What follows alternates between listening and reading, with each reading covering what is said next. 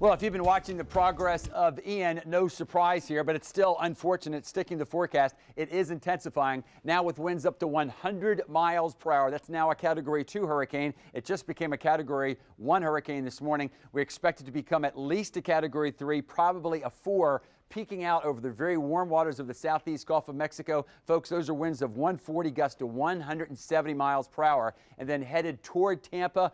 If you're wondering, ground zero might be clear water, but unfortunately, the Tampa area will be hit hard. But I'm also saying that because that emphasizes, hopefully to you, that we will not have nearly the impact on our coast, talking about northeast Florida and those of you over southeast Georgia versus those on the west coast. In fact, if this goes exactly as forecast, it won't. We'll be updating it, but we're talking about a tropical storm as it approaches and then goes by our area. So winds will be a big deal, but it's really the rain. In fact, the combination of the above normal tides because of the winds coming in from the ocean and because of the rains, the heaviest of the rains, or let's say the worst of the combination between the rains and the high tides between 1 a.m. Thursday and 7 a.m. Friday. Going to have winds 25 to 40, gust occasionally to 65, but that's just isolated. It's the rain. And I know a lot of you make decisions on, well, how's this compared to Irma? So let's do it with the numbers. With Irma, we had 12 to 20 inches of rain. Bottom line is for your homes and businesses,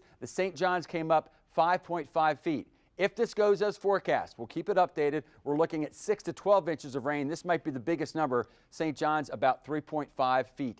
That 2 foot of difference may end up being very significant. But Tim will be keeping an eye on this every single second. I mean that literally. With tropical systems, your location does matter when it comes to what kind of effects you're going to see from Ian and what kind of damage you can expect. Yeah, and you may hear us say something about the dirty side of the storm. So what exactly is that? Why is it different? Here's meteorologist Lauren Rautenkranz to explain. The dirty side of a storm refers to the area of a hurricane or tropical system where you'll find the highest winds, highest storm surge, and the greatest tornado threat. So what side of the storm is that? Well, generally, it's the northeast side of the storm, or more simply put, the right side of the storm.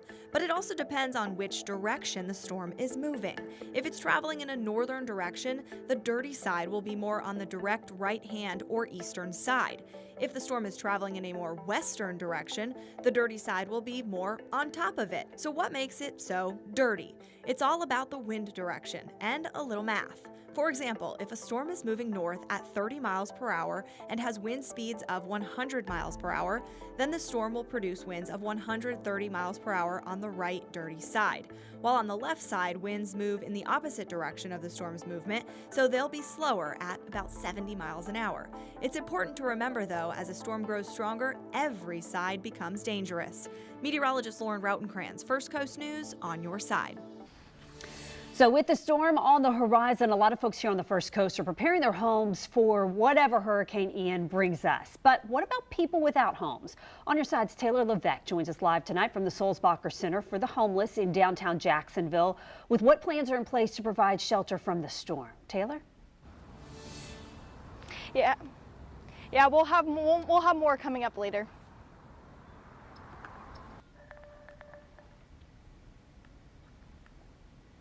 Well, thank you very much, Taylor. We appreciate that. A little bit of a technical difficulty there, but that's all right. We'll smooth things out and we'll get back to her in just a second because we know the shelters in town are going to take good care of our homeless population.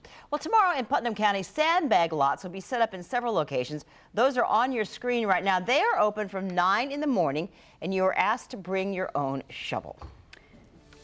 And in St. Johns County, starting tomorrow, they will be giving away free sandbags at 6 locations. But you do need to bring your own shovel and your bags and fill them yourself. There's a 20 bag per person limit. You can get the sandbags tomorrow and Wednesday from 9 until 5, weather permitting. And we have compiled key information for all of our local counties, no matter where you live, in a list. It's handy for you. It's on firstcoastnews.com. You can also head to our First Coast News app and get your questions answered about Ian. New tonight at 5:30, we are hearing from school districts across the First Coast about their plans for Hurricane Ian. Columbia County school officials say that this Wednesday will be a virtual instruction day. Students will do schoolwork from home on Wednesday. The district will be closed on both Thursday and Friday of this week. District officials say they hope to reopen on Monday. Well, for Clay County Schools, district officials say classes will continue as scheduled tomorrow. The district will provide updates for the rest of the week as more information about the storm comes into them and they can make those decisions. And Putnam County Schools announced that it will also close from Wednesday to Friday of this week. Tomorrow's an early release day. We'll keep you posted as we get more information from other school districts. And we don't have any word yet, as Heather just mentioned, on other school districts, but we have compiled this running list of all the closings that we've been told about, including local districts, also colleges and universities, and government services. Just look for this story on firstcoastnews.com. You can count on us to keep you updated. Well, right now, Duval County is preparing for impacts from Ian. Jacksonville Mayor Lenny Curry and emergency officials just gave an update on the preparations they've made so far and what they are planning to do. On your side's Brianna Ray Turner is live at the Duval County Emergency Operations Center, where that press conference just wrapped up. And Brianna, what is the main message from the mayor right now? Well, the mayor is saying don't panic, right? Just be prepared. And as you mentioned, so many people were there. JSO, JFRD, the city council, JEA. Mayor Lenny Curry mentioned, he says no offices or departments will be closed. But again, that depends on the weather. Also not ordering evacuation or shelter. Again, that could change depending on the weather. JEA mentioned they have 2,000 employees that are going to be on standby. So they're more than prepared for this storm. Dr. Green, superintendent of DCPS, says that school hours will go as normal tomorrow. Wednesday, there is a possible early release for the students. But again, she said the final decision will be made tomorrow at noon. And Mayor Lenny Curry also mentioned that tomorrow the city will have an updated evacuation we put in place or any new updates by tomorrow. I'm live here in Jacksonville. Brianna Ray Turner, First Coast News on your side.